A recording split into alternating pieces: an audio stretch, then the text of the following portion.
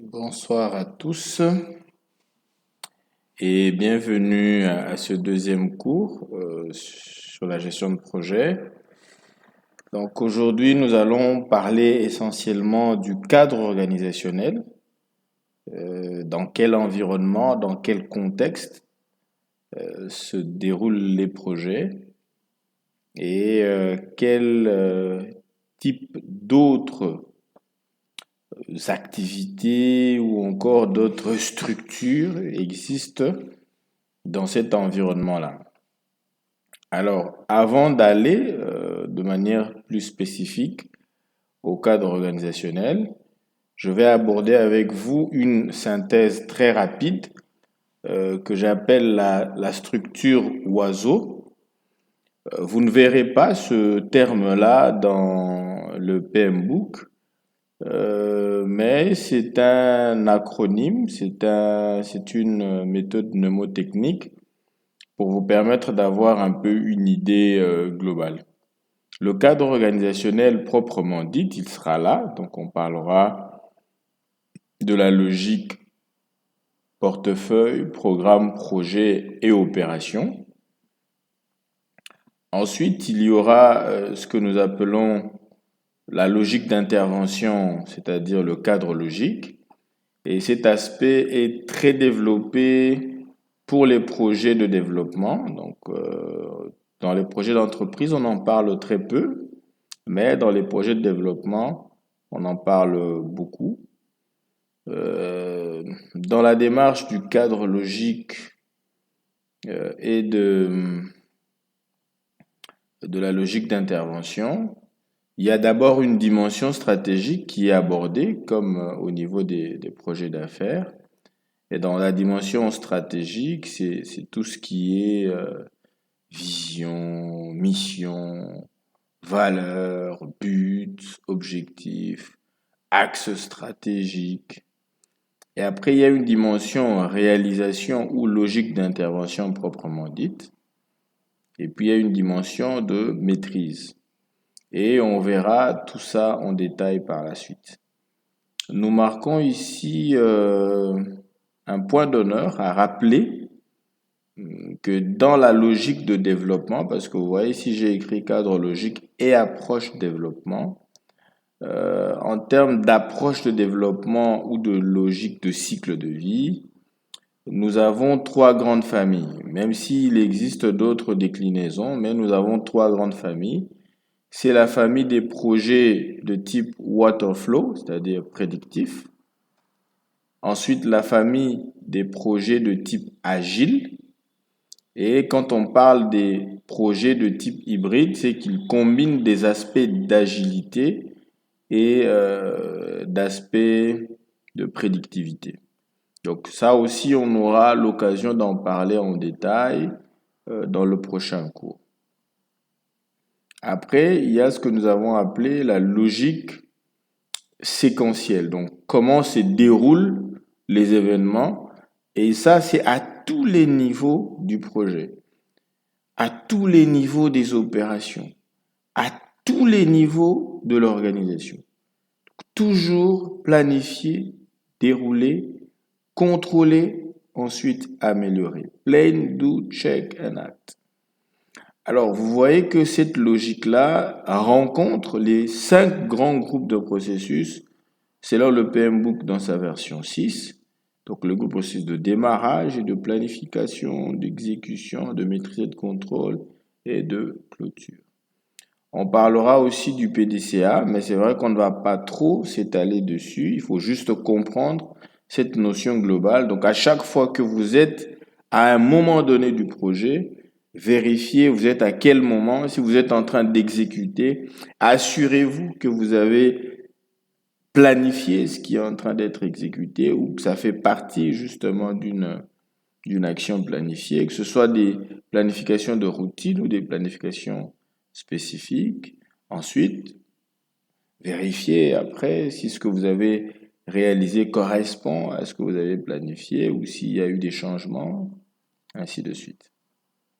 Et puis après, bien évidemment, quand vous avez décelé des écarts, agissez pour améliorer. Après, nous avons le dernier cadran de la structure oiseau. C'est ce que nous avons appelé le cadran de la logique des opérations. Donc, c'est là-bas qu'on parle des processus, des domaines de connaissances, des domaines de performance, des groupes de... Bon, les groupes de processus, on les a plutôt de ce côté-ci, hein, avec la logique PDCA. Donc, je parlerai plutôt ici des principes et des domaines. Alors, donc avec ça, nous avons une idée panoramique des différents regards sur le plan macroscopique qu'on peut avoir dans le cadre du déroulement d'un projet. Avançons. Là, c'est le tableau qui fait la synthèse de tout ce que je viens de vous expliquer dans le schéma. Donc là, on l'a sous forme de tableau. Alors, on attaque le cadre organisationnel et le système de création de valeur. Alors, comme je l'ai dit, dans le cadre organisationnel, on a le niveau portefeuille, le niveau programme, le niveau projet. Alors, les opérations, ce n'est pas tellement un niveau, mais c'est, je dirais, des ensembles d'activités qui sous-tendent de manière continue le fonctionnement ou la productivité de l'organisation. Alors, qu'est-ce qu'on trouve au niveau projet? Rappelez-vous, nous avons dit qu'au niveau projet, on est en train de réaliser un produit unique de manière temporaire. Donc, c'est une action qui est inscrite dans le temps. Alors, contrairement au projet, donc quand on se retrouve dans une démarche où il y a plusieurs projets qui doivent être mis en œuvre et des projets généralement liés, on les regroupe au sein d'un programme. Donc la particularité d'un programme, c'est qu'il regroupe essentiellement des projets qui répondent à un même grand objectif stratégique. Rappelez-vous, je vous avais parlé de l'exemple d'une ville ou disons une cité, une commune, dans laquelle les autorités se sont données comme objectif d'améliorer la qualité d'accès aux soins. Alors, cet objectif-là, un grand objectif stratégique, va donner naissance à plusieurs projets. Donc, par exemple, il faut construire un hôpital général de référence. C'est un projet de type infrastructure. Ensuite, on se dit, il faudrait quand même qu'il y ait des personnes qui prestent là-bas.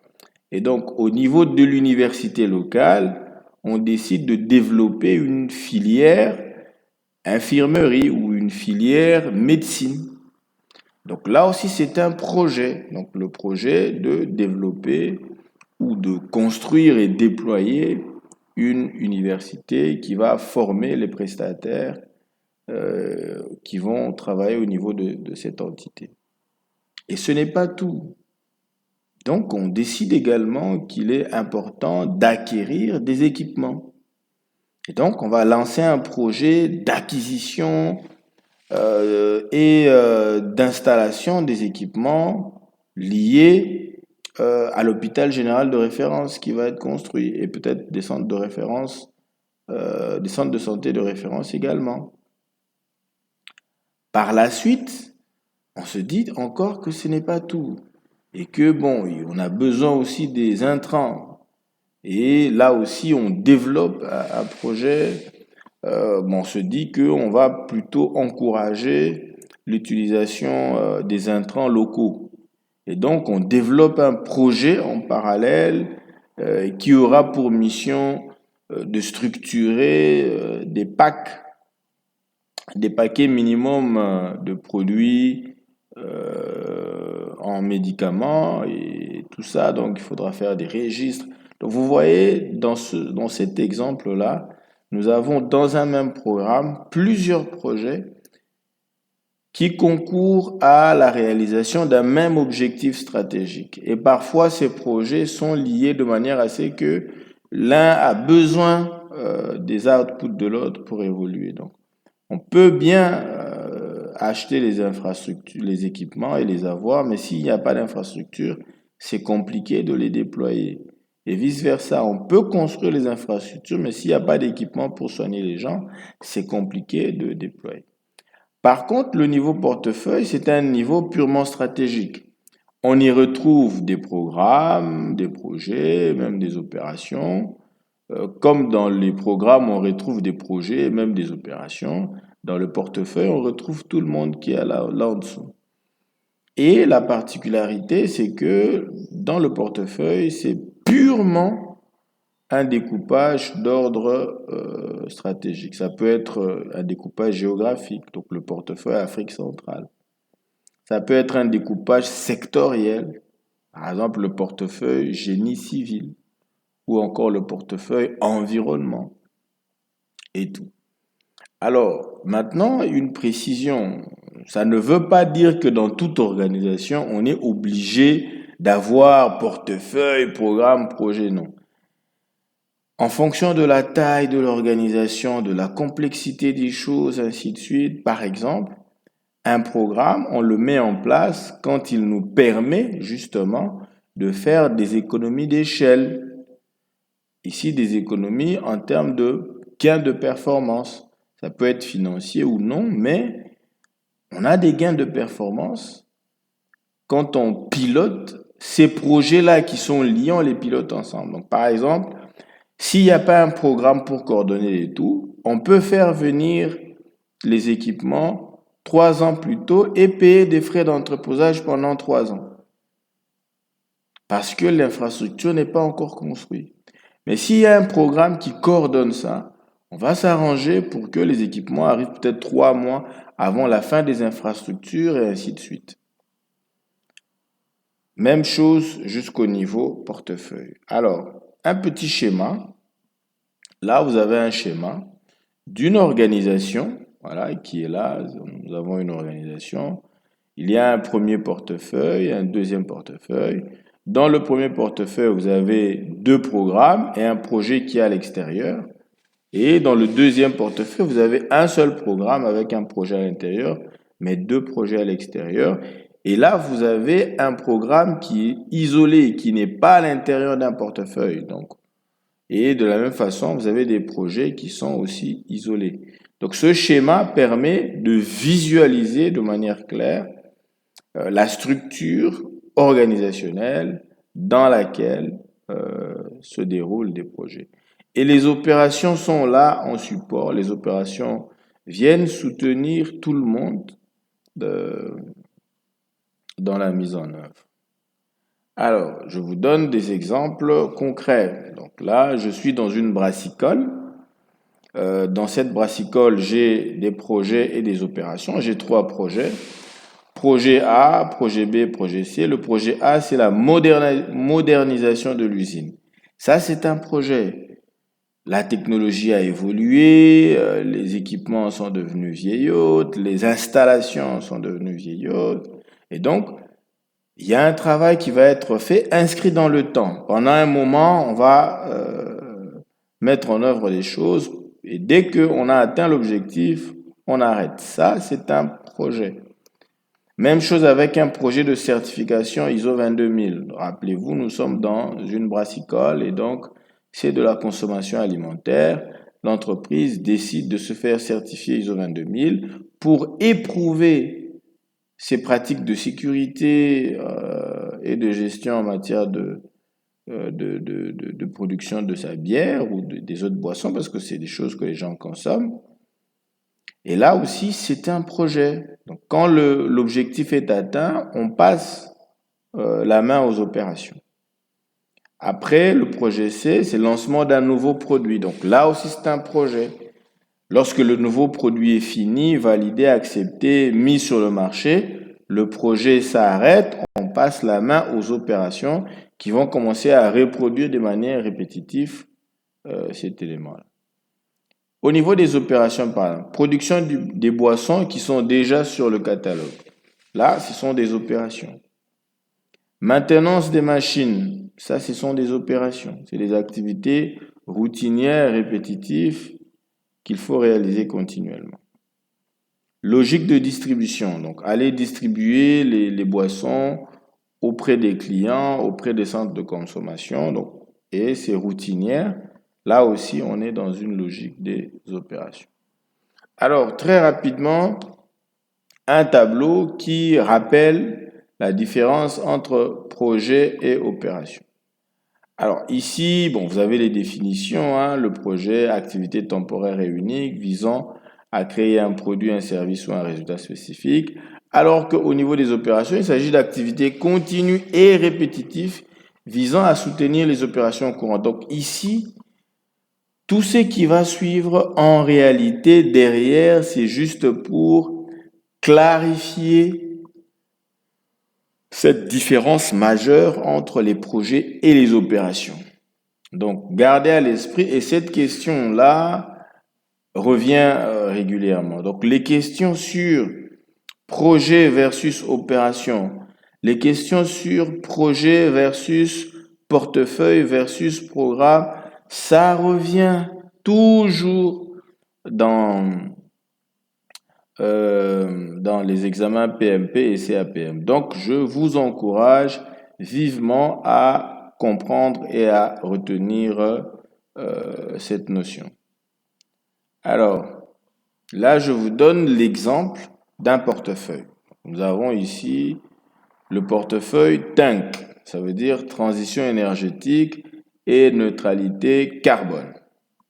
Alors, dans ce projet, vous allez voir que j'ai des programmes. Donc, à l'intérieur de ce grand portefeuille, pardon, pas dans le projet, dans le portefeuille. Un projet ne peut pas contenir un programme.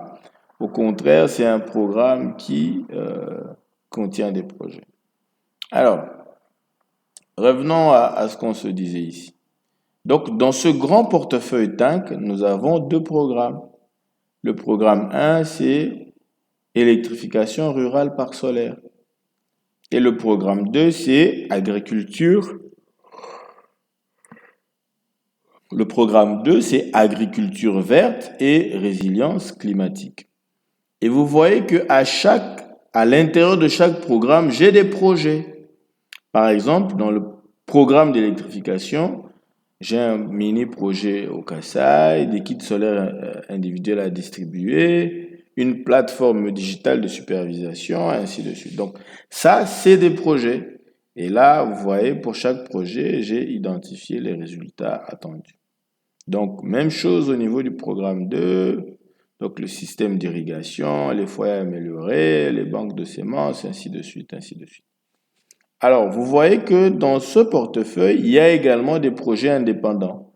Par exemple, le projet GIR, c'est Grande École des énergies renouvelables. Donc, on a décidé qu'on allait lancer une école, un centre de formation sur les énergies renouvelables. On va former les gens au solaire, à l'éolien, ainsi de suite. Donc, c'est un projet à part. Et rappelez-vous, ça nous ramène dans ce contexte-là. Donc, c'est un projet qui se trouve un peu ici, indépendant. À la fin, vous avez également des opérations. Par exemple, régulièrement, nous allons mener des audits environnementaux. Par exemple, la campagne de sensibilisation au changement climatique sera lancée chaque mercredi dans la semaine, dans les radios, dans les chaînes télé, par exemple. Là, nous sommes dans des opérations. Alors, rapidement, je reviens sur le PDCA, on l'a déjà abordé, c'est la logique de Plan, Do, Check and Act. Et rappelez-vous, si vous vous retrouvez dans un projet, vous êtes en train de mener une activité, vous vous rendez compte que ça n'a été planifié nulle part, aussi bien que ce soit de manière routinière dans vos fiches de poste ou dans vos activités traditionnelles, que de manière spécifique et ponctuelle dans les plans de mise en œuvre, vous devez vous poser des questions. C'est très dangereux. Alors, et pour revenir à notre cadre logique, donc rappelez-vous le cadre logique, nous avons dit, là au-dessus, il y a un cadre stratégique. Donc mission, vision, valeur. Vous verrez que les objectifs et les résultats, je les ai également imbriqués au niveau stratégique et j'ai laissé uniquement les activités au niveau d'exécution. Donc, bien que tout ceci fasse partie de la logique d'intervention, mais nous élevons les objectifs et les résultats au niveau de la stratégie. Alors, donc, là, il y a la logique d'intervention, l'objectif général, l'objectif spécifique, résultat attendu, et puis les activités, ainsi de suite. Voilà. Et là, c'est le cadre de maîtrise. Donc, ce sont les indicateurs, les sources de vérification et les hypothèses. Alors, quelques définitions. Nous avons parlé de la mission, de la vision, des valeurs et des axes stratégiques. C'est quoi la mission? La mission, c'est la raison d'être. Ce qui a appelé à l'existence. Les questions clés qu'on se pose, c'est le pourquoi. Pourquoi existons-nous? Qu'est-ce qui nous a appelés à l'existence? Et puis, à qui s'adresse notre action? C'est le type de questions que vous vous posez quand vous voulez structurer une mission. Exemple, dans le cadre du projet 1000 résidences, la mission, c'est fournir des logements abordables et durables aux familles à revenus moyens. Vision. La vision, c'est l'ambition à long terme, c'est l'état futur d'achèvement. Quand on aura matérialisé notre vision, quand on aura vécu dans notre vision, qu'est-ce qu'on va voir? Donc, où voulons-nous aller? Quel est notre idéal? Devenir un modèle de référence pour l'habitat intelligent et durable en Afrique centrale. Les valeurs sont les principes fondamentaux, les principes cardinaux, sans lesquels on pense que ça sera compliqué d'atteindre les résultats. Pour pouvoir bien atteindre les résultats, il faut appliquer ces valeurs. Et enfin, les axes stratégiques. Les axes stratégiques sont les grandes orientations qui déclinent un peu la vision du projet. Donc, par quel chemin atteindrons-nous notre vision? C'est comme ça qu'on se pose. Quelques exemples aussi sont là.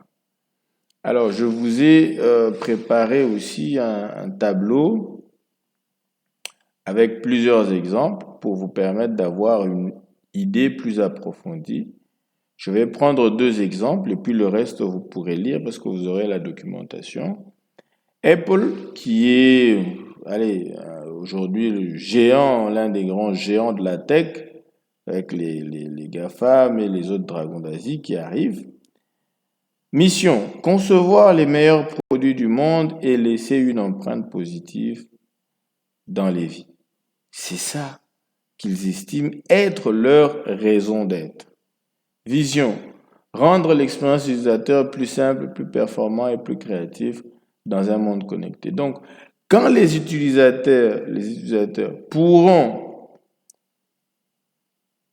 travailler, utiliser leur iPhone, leur iPad de manière fluide, ils sont à l'aise, ils sont contents. Là, Apple estimera que il a atteint sa vision. Les valeurs, comme d'habitude, innovation, simplicité, tout ça. Mais ça doit être vraiment des valeurs qui cadrent avec l'organisation ou le projet et qui permettent d'atteindre les objectifs recherchés. Les axes stratégiques, ici, il y en a des exemples. Alors, après, je prends le projet Burj Khalifa. Burj Khalifa, c'est un bâtiment à Dubaï. Je pense qu'à un moment donné, ça a été le plus haut bâtiment, ou parmi les 5 premiers. Les gars disent clairement que leur mission, c'est créer un emblème architectural mondial stimulant le tourisme, l'investissement et l'image de Dubaï. C'était bien investi. Alors, la vision, être un symbole de modernité, de prestige et d'excellence technique dans le monde entier. Les valeurs, innovation, excellence, technologie, ainsi de suite. Les axes stratégiques, construction des qualités extrêmes, optimisation énergétique, intégration de l'écosystème urbain, ainsi de suite. Donc voilà 2 exemples de projets qui vous permettent d'appréhender ce que nous avons dit tout à l'heure. Je vous ai également concocté un exemple de cadre stratégique, en fait, de cadre logique, vous voyez, toujours pour le projet 1000 résidences, vous voyez, voilà, fournir des logements abordables et durables aux familles à revenus moyens, vision, devenir un modèle de référence pour l'habitat intelligence durable au centre, en Afrique centrale, les valeurs, un, accès universel au logement, 2, innovation et digitalisation, 3, inclusion environnementale, partenariat public-privé. Ok. Donc voilà les grands axes stratégiques de ce projet et vous pourrez lire l'exemple. Et d'ailleurs, dans le devoir, je vais vous demander aussi de me proposer un cadre comme ça dans le cadre de votre activité, de votre organisation, ou même fictif, à vous de voir. Sur ce, je vous dis merci pour la séance d'aujourd'hui. Nous pouvons nous arrêter là. Et bonne préparation pour le quiz.